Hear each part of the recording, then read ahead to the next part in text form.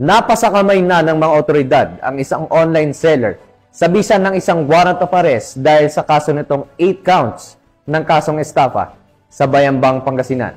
Nakatutok dyan si Police Master Sergeant Marvin Jake Romero.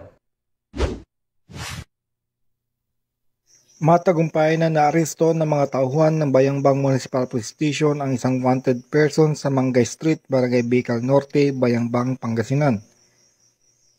Kinilalang suspect na si Darwina, 30 taong gulang, isang online seller at residente ng nasabing barangay.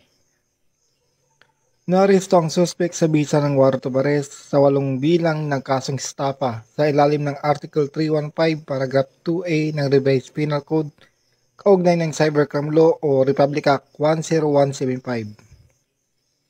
Ang bawat kaso ay may rekomendang piyansa na 200,000 pesos na may kabuuang kahalaga na aabot sa 1.6 milyon. Nasa kustodiyan ng Bayambang PNP ang nasabing suspect para sa kaukulang disposisyon. Mula dito sa Ilocos Region, ako ang iyong PNN Correspondent, Police Master Sergeant Marvin Jake Romero, alagad ng batas, taga-taguyod ng Balitang Pulis.